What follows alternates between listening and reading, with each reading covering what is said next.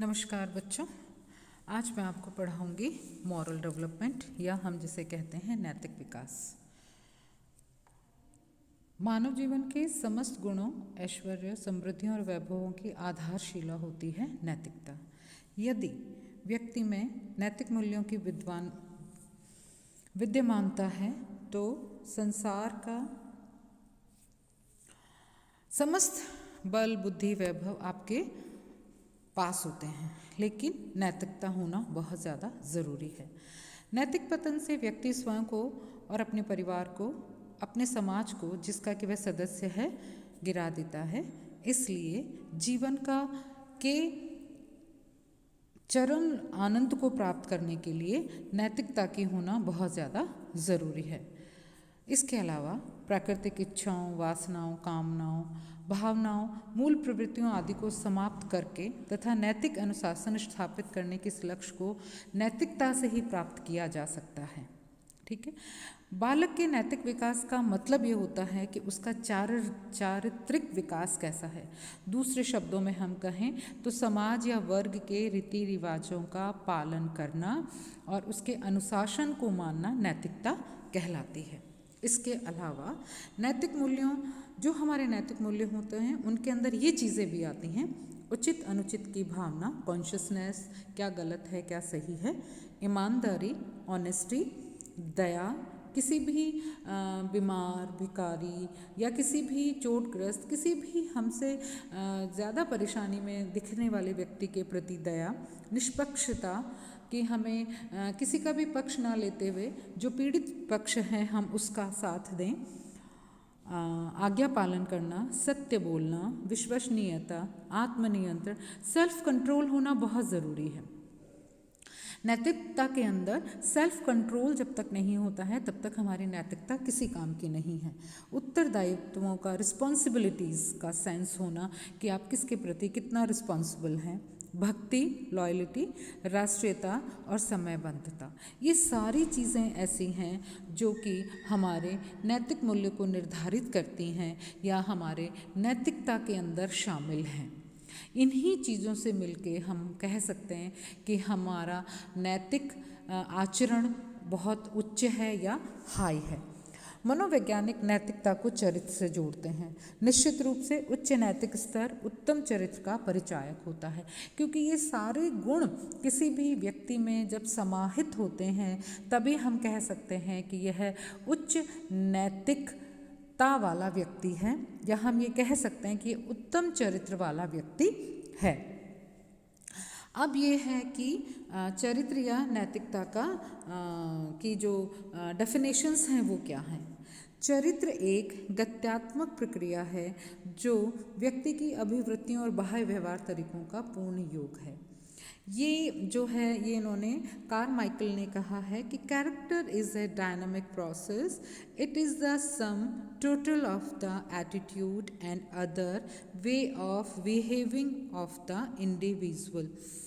Same की है कि क्योंकि ये हमें सीखना पड़ता है, व्यवहार हमें नैतिकता सीखनी पड़ती है। कुछ इनबिल्ट होती है हमारे अंदर, जो इनबिल्ट है जैसे ही वो बाहर आती है उसे हमें डेवलप करना पड़ता है, उसे हमें और ज़्यादा विकसित करना पड़ता है। तो ये कारमाइकल ने कहा है। उसके अलावा नेक्स्ट जो आपकी डेफिनेशन है वो है character is a aggregate of those aspects of personality that may be considered in term of some moral code। Carter V Good के अनुसार उन्होंने क्या कहा है कि चरित्र व्यक्ति के उन पहलुओं का औसत मान है जिन्हें नैतिक नियमों के अंतर्गत समझा जाता है। नैतिक नियम वही कि हम ऑनेस्ट रहें, ईमानदार रहें और दया हमारे अंदर हो, हम सच बोल सकें, वो सारी चीज़ें हैं। तो इसको हम नैतिकता कहते हैं। अब नैतिक व्यवहार क्या होता है, किसे कहेंगे कि ये नैतिक व्यवहार है? तो हरलॉक ने कहा है सामाजिक समूह के नैतिक संहिता के अनुसार व्यवहार ही नैतिक व्यवहार कहलाता है। Moral behaviour means behaviour is conformity with the moral code of social group, ये हरलॉक ने कहा है। नैतिक व्यवहार दो रूप से प्रतिरूपित होते हैं। पहला नैतिक व्यवहार का विकास, दूसरा है नैतिक प्रत्ययों का विकास। एक तो कि जो व्यवहार आप कर रहे हो उसको डेवलप करना, किसी को हाथ जोड़ के नमस्ते कहना, बड़ों का आदर करना, छोटों को स्नेह देना, कहना मानना, ऊंची आवाज़ में बात, इनको डेवलप कराना। दूसरा है नैतिक प्रयत्नों का विकास। नैतिक प्रयत्न कौन से हैं? जैसे सच बोलना सिखाना, बड़ों से हाथ जोड़ना सिखाना, पैर छू के प्रणाम करना सिखाना, ऑनेस्ट होना सिखाना। इन प्रयत्नों का हम विकास करते हैं तो हम ये कह सकते हैं कि ये नैतिक व्यवहार होता है। जैसे अच्छी आदतें, ऊंचे आदर्शों का अनुसरण, इस तरह की अनुशासन, ये जितनी भी चीज़ें होती हैं ये मॉरल बिहेवियर के अंदर आती हैं, जिसको बच्चे को उचित अनुचित का ज्ञान कराया जाता है और उन्हें सिखाया जाता है। अगर फिर भी कुछ बच्चे जो हैं वो नैतिक व्यवहार नहीं कर पाते हैं तो उनको सुधारने के लिए कुछ उपाय इस प्रकार हैं कि अच्छी आदतों का उनको विकास करवाएं। ये काम बहुत कठिन है लेकिन धीरे धीरे हम ये करवा सकते हैं। अच्छी आदतों का विकास करवाना, उच्च आदर्शों का अनुकरण करवाना, आदर्श प्रस्तुतिकरण देना उनके सामने, अनुशासन की शिक्षा देना बच्चों को, और इस बात का विशेष ध्यान रखना कि बच्चों के आत्मसम्मान पर ठेस ना लगे। तुलनात्मक किसी से भी हम बच्चों की तुलनात्मक विवेचना ना करें कि तुम बहुत खराब हो, वो बच्चा बहुत अच्छा है, तुम नमस्ते नहीं करते हो लेकिन वो नमस्ते करता है, तुम सच नहीं बोलते हो वो सच बोलता है। इस तरह की तुलनात्मकता बच्चे के नैतिक विकास को और ज़्यादा खराब कर देती है। इसके अलावा अभिवृद्धि और मूल्यों का विकास, स्वच्छ वातावरण, इस तरह की कुछ चीज़ें हैं जो कि बच्चों के अंदर मॉरल व्यवहार को डेवलप करती हैं। और अगर बच्चा मॉरल व्यवहार ठीक से नहीं कर पाता है या ख़राब है उसका, तो उसको सुधारने में ये सारी चीज़ें मदद करती हैं। अब है कि moral development of stages of moral development, कि बच्चे की जो मॉरल डेवलपमेंट की जो अवस्थाएं वो कौन कौन सी हैं। पहली है शिशु अवस्था में क्या बोलते हैं, बेबीहुड के अंदर मॉरल डेवलपमेंट। जन्म के समय शिशु में सोचने समझने और व्यवहार करने की कोई क्षमता नहीं होती, लेकिन उसमें नैतिकता का गुण विद्यमान होता है। जैसे मैंने आपसे पहले कहा कि नैतिकता इनबिल्ट होती है, बस उसे हमें तराशना होता है, उसे बाहर लाना होता है। तो हम क्यों कहते हैं प्रेग्नेंट महिला को कि आप बहुत अच्छी अच्छी किताबें पढ़िए, जिसके अंदर अच्छी अच्छी बातें लिखी हो वही पढ़ना चाहिए। बच्चे के मुस्कुराहट और भाव भंगिमा से हम ये पता लगा सकते हैं कि नैतिक व्यवहार के बहुत सारे ऐसे पक्ष हैं जो बच्चा समझता है और सीखता है। इस अवस्था में बच्चा स्पर्श को पहचानता है, ये उसका एक नैतिकता है। इसके अलावा इसके अंदर जो चीज़ें हैं वो बच्चे में उचित और अनुचित को समझने की शक्ति प्रदान करता है। उसके बाद है moral development in early childhood. Early childhood जो है उसके अंदर बच्चों में नैतिक विकास पूर्ण नहीं हो पाता है, परंतु मानसिक तथा संज्ञानात्मक क्षमताओं का विकास नहीं होने के कारण उसे नैतिकता का पूर्ण ज्ञान कराना संभव नहीं हो पाता, किंतु परिस्थिति से संबंधित नैतिक व्यवहार हम उसको सिखा सकते हैं। जैसे किसी भी व्यक्ति की प्रशंसा करना, डांटना, फटकारना आवश्यकता की पूर्ति पर मतलब निर्भर करता है।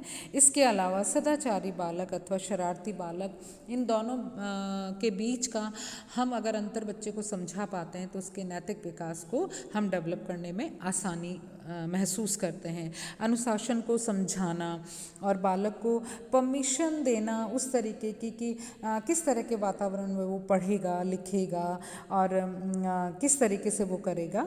अध्ययनों से ये भी ज्ञात होता है कि इस अवस्था में यदि बच्चे को दंड दिया जाए तो उसका व्यवहार चिड़चिड़ा हो जाता है, हीन प्रवृत्ति आ जाती है, बात बात पर जिद करता है, वस्तुओं को फेंकता है, यहाँ तक कि बड़ों को मारने भी लगता है। तो ऐसे में बच्चे को अच्छी बातें बताना स्टोरी के मार्फत या किसी घटना के मार्फत बहुत ज़्यादा फ़ायदेमंद होता है। उसके बाद है moral development in late childhood. उत्तर बाल्यावस्था 6 वर्ष की आयु से प्रारंभ होकर लगभग 12 वर्ष की आयु तक चलती है। इस अवस्था को पूर्ण बालावस्था में सीखे गए नैतिक व्यवहार को सामान्यकरण करने की अवस्था माना जाता है। इससे पूर्व जो कुछ बालक अच्छा या बुरा अपने माता पिता से सीखता है वह साथी समूह के बीच क्रियान्वित करता है। यदि उसने झूठ बोलना, मारना पीटना, गाली देना सीखा है तो वह वैसा ही व्यवहार करने लगता है। यदि उसे झूठ बोलना बुरी बात है सीखा है तो अपने माता पिता, सहपाठी, अध्यापक से कभी झूठ नहीं बोलेगा। इसी तरीके से बनावटी व्यवहार और बनावटी जो भी वो करता है उसके अंदर भी, व्यवहार में भी उसको समझ में आने लगेगा कि उसे किस तरीके का। धीरे धीरे बच्चा जो है वो अच्छाई बुराई, सत्य झूठ, प्यार क्रोध, आदर निरादर, आज्ञा पालन और अवहेलना को समझने लगता है और उसे पता चलने लगता है क्या सही है और क्या गलत है। तो इस तरीके से बच्चा दंड नहीं देना चाहिए। कई बार बच्चे अजीबो दंड प्राप्त करने के लिए भी इस तरह का व्यवहार करते हैं, तो हमें बच्चों को दंड नहीं देना चाहिए। फिर है किशोरावस्था में नैतिक विकास। किशोरावस्था में नैतिक विकास विशेष परिवर्तन नहीं आता क्योंकि बालक उचित और अनुचित व्यवहार करना और प्रभाव को समझने लग जाता है 9 से 12 वर्ष की अवस्था में। तो बालक किशोरावस्था से पूर्व जो कुछ नैतिकता सीखता है वह उसको अपने व्यवहार में लाता है। उसकी आक्रामकता ज़रूर बढ़ जाती है क्योंकि ये उसकी परिवर्तन होने की स्टेज होती है, परिवर्तित होने की स्टेज होती है। इस अवस्था में जिन बालकों में नैतिक मूल्यों का अभाव होता है उनका अपने अध्यापकों, सहपाठियों के साथ दुर्व्यवहार करना, विद्यालय या महाविद्यालय के बाहर धूम्रपान करना, संपत्तियों को नुकसान पहुंचा, विरोधियों से हाथापाई करना, परीक्षा में नकल करना, धमकी देना, लड़कियों के साथ गलत व्यवहार करना, एटसेट्रा, इस तरह की चीज़ें जो होती हैं वो करता है। किशोरावस्था में नैतिकता का स्वरूप पूरी तरह से जड़ जमा चुका होता है, इसलिए परिवर्तन बहुत असंभव है किंतु असंभव नहीं है। हम धीरे धीरे करके नैतिकता के गुण उसके अंदर हम समाहित कर सकते हैं। अब आता है कि नैतिक विकास को प्रभावित करने वाले कौन कौन से कारक हैं। परिवार, सबसे पहले परिवार जो होता है बच्चे के नैतिक विकास को प्रभावित करता है। परिवार के अंदर रहने वाले व्यक्तियों का व्यवहार, रहन सहन, खान पान, शैक्षिक स्तर, ये सारी जो चीज़ें हैं वो उसको प्रभावित करती हैं। प्राय माता पिता के लाड़ प्यार, लापरवाही, कठोरता, अवहेलना के बाद हठी, स्वार्थी, क्रोधी, चिड़चिड़ा और अपराधी बच्चा बन जाता है। इसके अलावा इसके विपरीत जिन परिवारों के बालकों के साथ समानता, सावधानी, आवश्यक लाड़ प्यार, आध्यात्मिक अनुशासन आदि पर विशेष ध्यान दिया जाता है, उन परिवारों के बालक सहनशील, धैर्यवान, निस्वार्थ, आज्ञापालक तथा अनुशासित होते हैं। तो इस तरीके से परिवार का पॉजिटिव और नेगेटिव फर्क नैतिक प्रभाव पर पड़ता है। पुरस्कार या दंड, नैतिकता का विकास। आप किस तरीके से बच्चे को पुरस्कृत करके बच्चे को नैतिकता का पाठ पढ़ा रहे हैं या किस तरीके से दंडित करके आप उसको प्रकार पढ़ा रहे हैं, उसका भी नेगेटिव और पॉजिटिव प्रभाव पड़ता है। इंटेलिजेंस, टर्मन के अनुसार मंद बुद्धि बालकों की अपेक्षा अधिक बुद्धि बालकों में ईमानदारी, सहनशीलता और सत्यवादी के गुण अत्यधिक पाए जाते हैं। इसलिए इंटेलिजेंट जो बच्चे होते हैं वो समझते बहुत जल्दी हैं, उनको समझाना आसान होता है, इसलिए उनका नैतिक विकास भी इन चीज़ों से प्रभावित होता है। फिर है विद्यालय। स्कूल के अंदर शिक्षा संस्था की ही बालक के नैतिक विकास को महत्वपूर्ण तरीके से प्रभावित करती है। विद्यालय के शिक्षक, सहपाठी, पाठ्यक्रम आदि सभी नैतिक विकास में आवश्यक योगदान देते हैं। अध्यापकों को छात्र के परिपक्वता के स्तर की जानकारी होनी चाहिए। वह प्यार और सुरक्षा भावना तथा संवेगात्मक वातावरण का निर्माण करने में सफल हो जाते हैं तो बच्चे का नैतिकता का निर्माण भी कर सकते हैं। इसके अलावा अध्यापकों को ज्ञान, अभिवृत्तियों, मूल्यों, सामाजिक संबंधों, नैतिक शिक्षा, विद्यालय, परिवार तथा समुदाय के संबंधों को नैतिक तथा चरित्र निर्माण में के संदर्भ में करना चाहिए, क्योंकि बालक हमेशा अपने गुरुजनों और बड़ों का अनुकरण करता है। फिर है सेक्स या यौन जिसको कहते हैं। सभी संस्कृतियों में लड़कियों लड़कियों के नैतिक स्तर में पर्याप्त भिन्नता पाई जाती है। यह अंतर शारीरिक संरचना और मानसिकता के कारण होता है। लड़कियां लड़कों की अपेक्षा दुराचरण की भावना कम रखती हैं, लड़कों में दुराचरण की भावना ज़्यादा होती है। फिर है पीयर ग्रुप। आपका जो दो मित्र समूह है वह भी आपके नैतिक व्यवहार को प्रभावित करता है। किस तरह का आपका ग्रुप है आप उसके अनुसार ही अपना नैतिक व्यवहार करते हैं। धार्मिक प्रवृत्ति बालक का, अगर जो बालक धार्मिक परिवेश में रह के अपना जीवन यापन करता है तो उसके नैतिक विकास की कुछ भूमिकाएं जो होती हैं वो बदल जाती हैं। देखा गया है कि ऐसे बालक में नैतिक अथवा चरित्र विकास के दो पक्ष होते हैं, बौद्धिक और इंटेलिजेंट पक्ष। तो इस तरीके से धार्मिक प्रवृत्तियाँ जो होती हैं वो बच्चों को नैतिक, चरित्रवान और सदाचारी बनाते हैं। फिर है मनोरंजन। मनोरंजन रचनात्मक और सृजनात्मक क्रियाएं एवं खेल बालक के जीवन के नैतिक विकास में मुख्य भूमिकाएं अदा करती हैं। बच्चा किस प्रकार के खेल खेलता है, इससे भी उसकी नैतिक व्यवहार और उसके नैतिक विकास भी प्रभावित होता है। खेलना कूदना बहुत ज़्यादा आवश्यक है, मनोरंजनात्मक क्रियाएं बहुत ज़्यादा आवश्यक हैं, लेकिन ये चीज़ इस बात पे निर्भर करती है कि बच्चा खेल किस प्रकार के खेलता है। तो हमने देखा कि नैतिक विकास होता क्या है, ये किस तरीके से हमारे जीवन को बदल सकता है, किस तरीके से हमारा जीवन इसको प्रभावित करता है और हम इस जीवन को प्रभावित करते हैं।